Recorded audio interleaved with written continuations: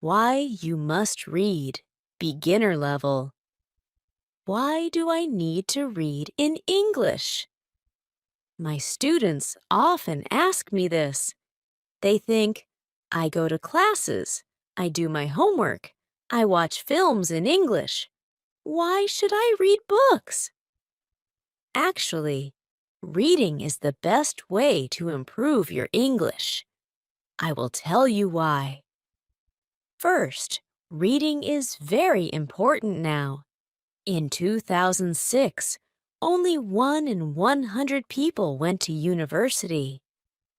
Now, 7 in 100 people go to university. All jobs need more reading and writing than 100 years ago.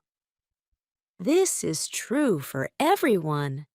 It doesn't matter if you're an office worker or a mechanic. Second, reading will improve your speaking, writing, vocabulary, and grammar better than any other way. It won't improve your listening, but it will improve your vocabulary. And when you have a better vocabulary, you can listen more easily and improve your listening that way. In school, you probably read lots of English. You probably read boring textbooks and stories with exercises at the end. But I'm not talking about that. I'm talking about reading for pleasure. That means reading a book you enjoy because you enjoy it. You are not reading because your teacher said, "Read this book." You are not reading because you think, "I should read this book." You are reading because you want to.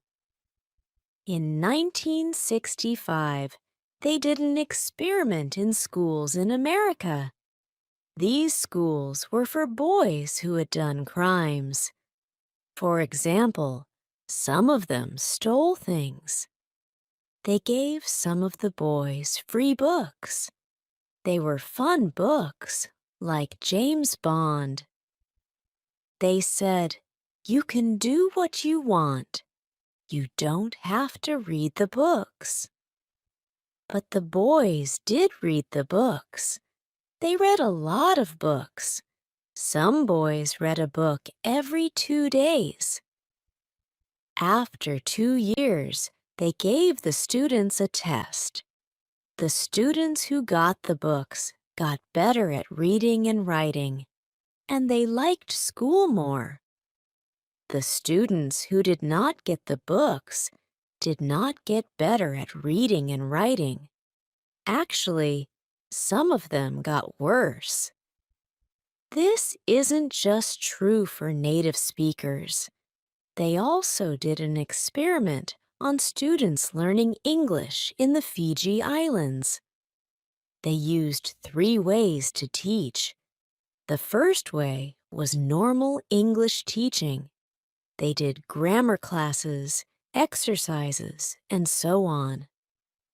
The second way was reading in silence. The students read books in class. The third way was reading together. The teacher read books to the students. After 1 year, the 2 ways with reading were the best. They were much better than the students who did normal English classes. They did the experiment again in Singapore. There, the students who read in silence did very well. They did the best in grammar tests. Other students did grammar classes, but they did worse in grammar tests. In normal classes, we try to remember grammar and vocabulary. When we read, we learn them naturally. Maybe you're thinking, when I read in English, it's too hard. I have to use the dictionary all the time. It's boring. I can't do it. I understand. so I wrote this book. I think this book will make you like reading because the stories are easy and fun. The early stories are short and easy, and the later stories are longer and harder. When you finish the book, you will think, wow, I did it. I make a podcast called Easy Stories in English. 9 of the stories in this book I wrote for Easy Stories in English. One of the stories I wrote for this book. But when I made this book, I made the stories better. Now you can read the stories at beginner, pre-intermediate, intermediate, or advanced levels. The stories are all fairy tales. Some are very popular fairy tales, but some are not so popular. One of them I wrote myself. Maybe you're thinking, fairy tales. Fairy tales are for children. I need useful vocabulary. I need to learn about business and science. That can't be fun. Actually, the vocabulary in these stories will be useful. McQuillan did an experiment where he looked at vocabulary in 22 novels. 85% of the words were on academic word lists. These are lists of words that you need to know to study at university. Rolls and Rogers also did an experiment. They said, if students read 1,000,000 words of science fiction, will they learn important science words for studying at university? The answer was yes. So yes, fairy tales are useful for you too. But I understand if you still don't believe me. Queen Night. When I learned about all this, I found it hard to believe too. But I like to try new things, and I love learning languages. So in 2017, I decided to do an experiment. I had wanted to learn Spanish for a long time, but I didn't learn much in normal classes. I said, I will read 1,000,000 words in Spanish. Afterwards, I will see what my level is. 1,000,000 words is about 20 novels, so it was a lot of work. I started with very easy reading, like this book. Then, I started reading translations of books that I knew in English. For example, I have read Harry Potter and Game of Thrones in English, so I read them in Spanish too. Finally, I read new books in Spanish. I read Latin American authors, that means writers, such as Isabel Allende, Luis Jorge Borges, and Manuel Puig. I loved them. I also listened to podcasts, but I always read the transcripts and added the words to my goal. After I finished reading 1,000,000 words, I wrote and talked to native speakers. I was at an intermediate level. I could understand almost everything I read. I could understand people when they spoke clearly, and I could have conversations. And I had spent most my time reading, not speaking. In 1 year, I learned more than most students learn in 5 years. I didn't try to remember grammar and vocabulary. I learned them naturally. Maybe you're thinking, I don't believe this. Or maybe you're thinking, wow, I'm going to read for hours every day. but I have to say something very important. You must read books that are easy. You must read books that are fun. If a book is too difficult or too boring, put it down and find another one. Stephen Krashen, an expert in language teaching, says only read things in English that are fun and interesting. Read things that are really easy, that you wouldn't read in your native language because they are too easy. So you can read comics, magazines, detective stories, romance stories, and so on. Don't feel bad about reading translations. If you read very easy books, when you see a word you don't know, you will understand the meaning easily. You won't have to use a dictionary. So what is easy? Experiments show that you should understand at least 98% of the words in a text. 98%? That's so high. I know, but let me show you an example. Here is a text where 10% of the words are not real words, so you should understand 90% of the words. Jerry flurged out of bed and opened the curtains. He bimped to himself as he made breakfast. He made coffee and put butter on his poffer. Someone called his phone and he picked it up. He was very surprised by who was torngling, so his Vinky fell on the floor. Is that easy to understand? Could you read a whole book of that? Here is the same text, but only 2% of the words are not real.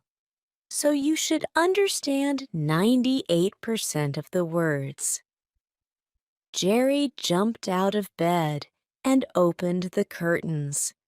He sang to himself as he made breakfast. He made coffee and put butter on his toast. Someone called his phone and he picked it up. He was very surprised by who was calling, so his Vinky fell on the floor. How was that? You probably didn't understand everything, but it was more fun to read than the first text. That's why reading for pleasure is so great.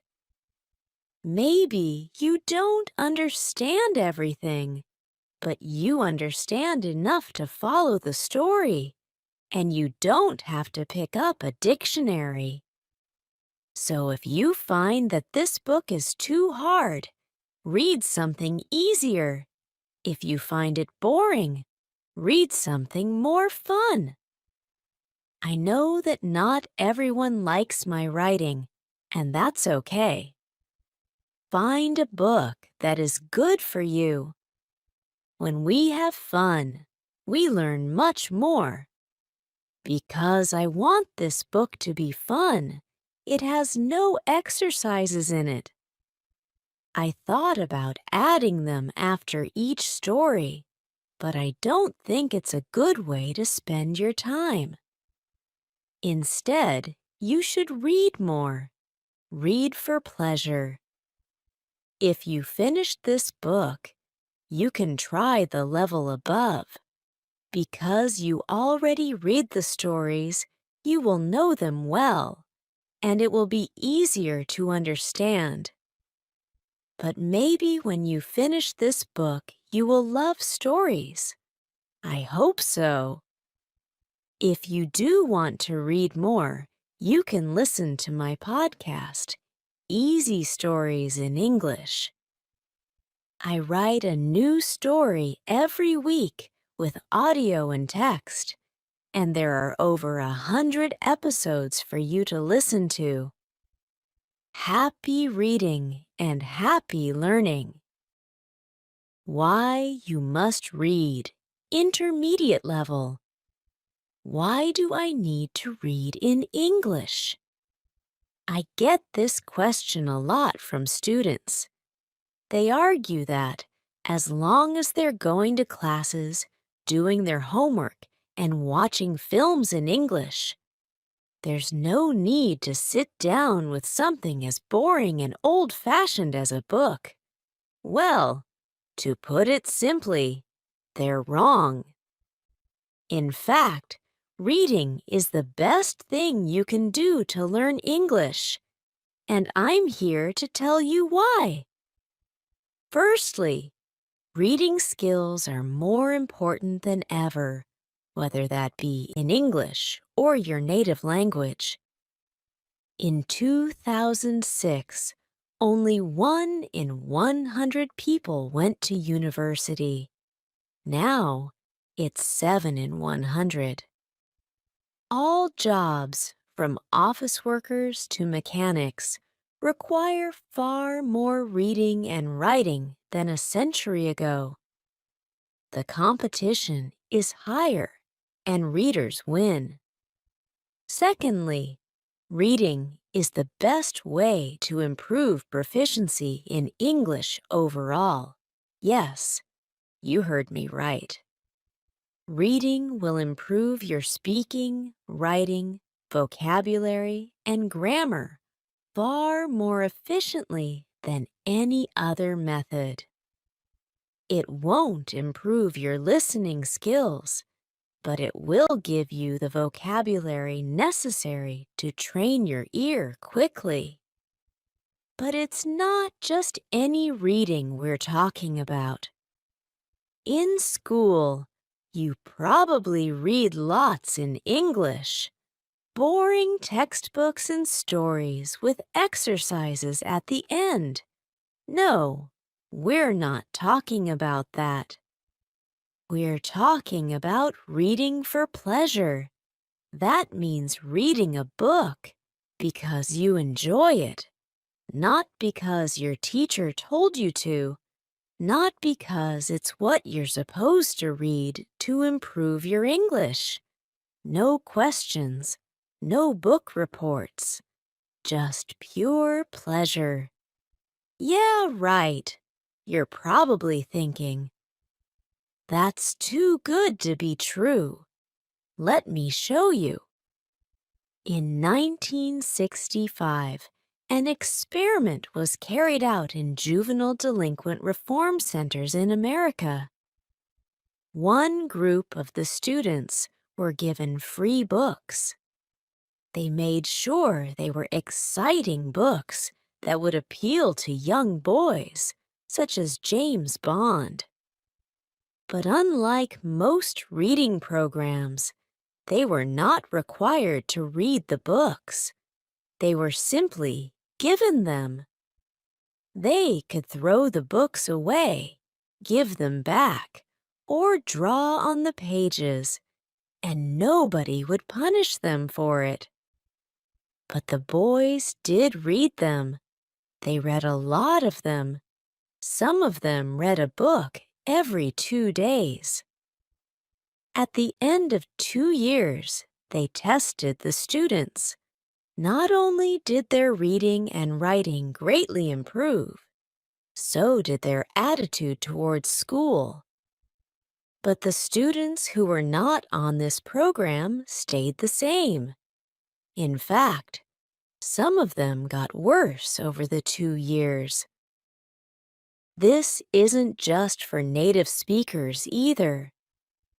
A study of English as a second language, ESL students in the Fiji Islands looked at 3 methods: traditional English teaching, sustained silent reading, which means reading in silence for a long time, and a more conventional reading program where the teachers read aloud to the students.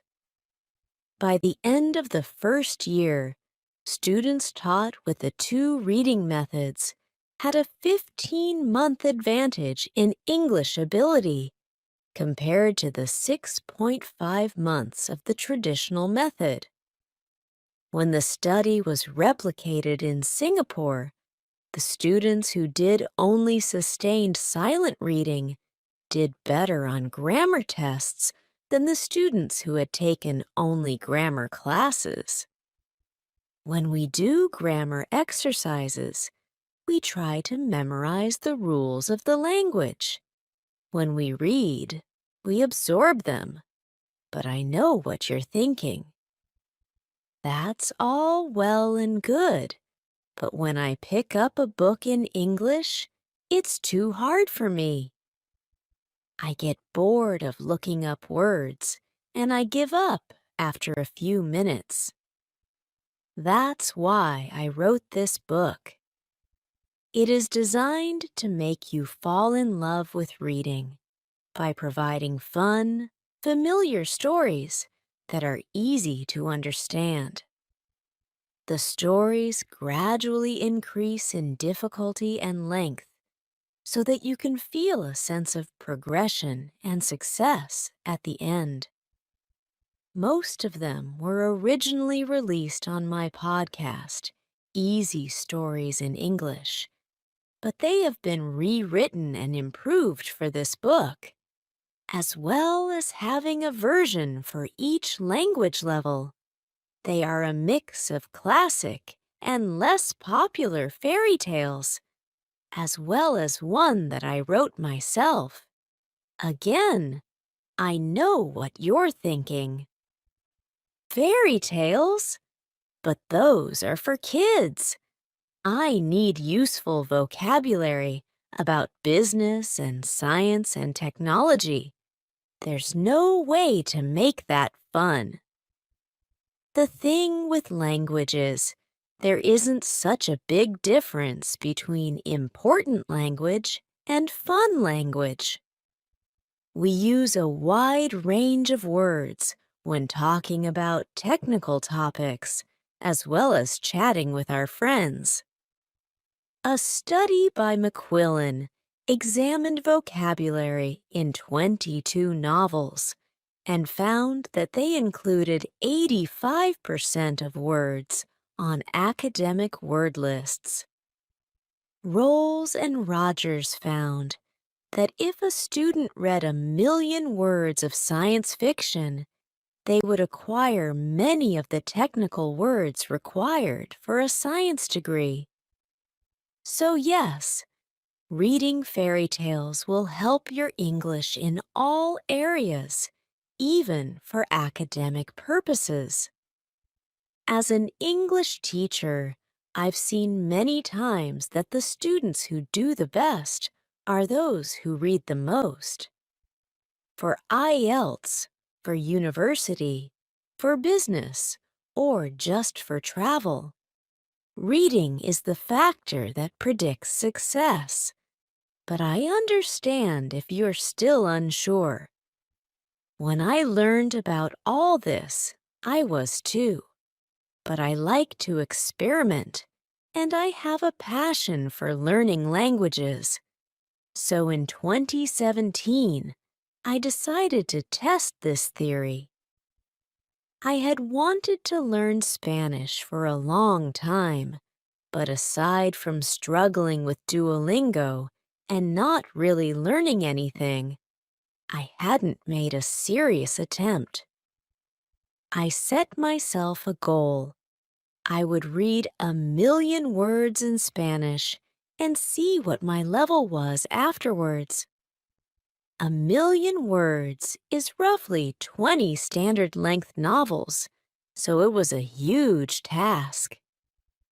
I started with very easy resources, like transcripts of podcasts for learners, but I avoided anything that felt too much like work. Once I'd learned the basics, I started reading translations of books that I knew in English, such as Harry Potter and A Song of Ice and Fire. You might know it as Game of Thrones. Finally, I was ready to move on to completely new books, and I fell in love with Latin American authors such as Isabel Allende, Luis Jorge Borges, and Manuel Puig. With the reading, I also listened to podcasts, but I always read the transcripts and counted the words as part of my reading. After I achieved my goal, I tested myself by writing and talking to native speakers and found I was at a decent intermediate level. I could understand almost everything I read, understand clear speech, and have conversations at a comfortable level, even though I had barely spoken the language since I started learning. I had been learning for about a year, and I had made more progress than most students make in 5 years. I didn't memorize the vocabulary and grammar rules. I absorbed them. By this point, you're either thinking, this is all complete nonsense, or you're super excited, ready to start reading for hours a day. But the next thing I'm going to say is extremely important. You must read books that are easy. You must read books that are fun. If a book is too difficult or too boring, put it down and find another one. Stephen Krashen, an expert in the field of second language acquisition, says read only material in the second language that is genuinely fun and interesting. Material that is so easy that you probably feel guilty reading it in your primary language. This is your excuse to read comics, magazines, detective stories, romances, etc. There is no shame in reading translations.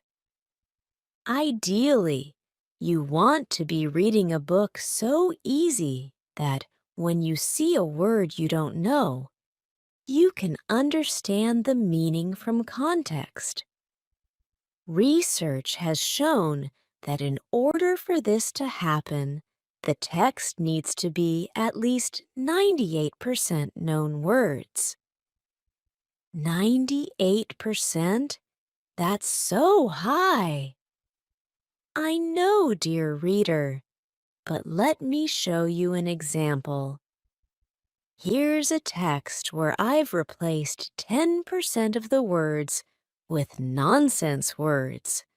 That is, it's 90% comprehensible. Jerry flurged out of bed and threw open the curtains. It was a beautiful day. He bimped to himself as he did his daily routine, pouring coffee and buttering Boffer. But then his phone rang, and the person torngling was so unexpected that he dropped his Vinky on the floor. Is that easy to understand? Could you read a whole book of that? Here's the same text, but 98% comprehensible. Jerry jumped out of bed and threw open the curtains. It was a beautiful day. He sang to himself as he did his daily routine, pouring coffee and buttering toast. But then his phone rang, and the person calling was so unexpected that he dropped his Vinky on the floor. How was that? Even if you couldn't understand everything, I bet it was far more enjoyable to read than the first text. And that's the magic of reading for pleasure. Even if you didn't understand everything, you got enough to follow the story and keep going, without having to pick up a dictionary. So if you find that this book is too hard, put it down and read the level below. If you find it boring, go read something else. Yes, I'm giving you permission to stop reading my book.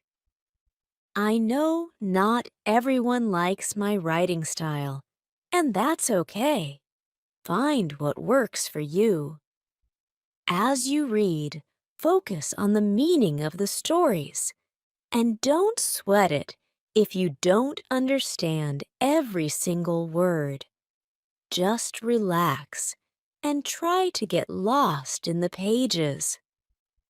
Believe it or not, when we have fun, we learn far better.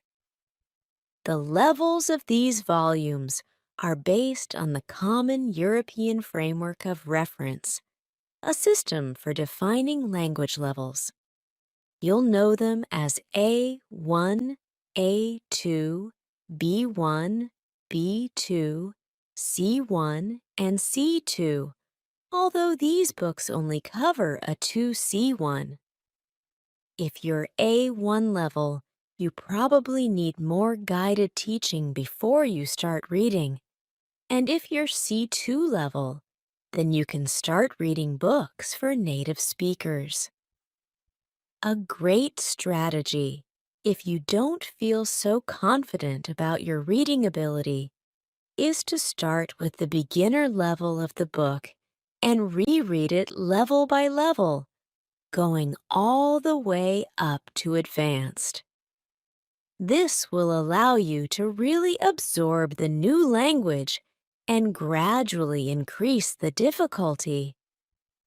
There is not a huge difference between the intermediate level stories and the advanced level stories, but even rereading the same story twice can be very effective. We need to repeatedly encounter new words and phrases before our brain can really understand them. Finally, this book has no exercises in it. I considered adding them after each story, but it would contradict everything I just told you. The most effective way to spend your time is reading for pleasure, and exercises distract from that. If, however, you finish this book and find yourself wanting more stories, do go and listen to my podcast, Easy Stories in English. I publish a new story every week with audio and text, and there are over 100 episodes for you to listen through. Happy reading and happy learning!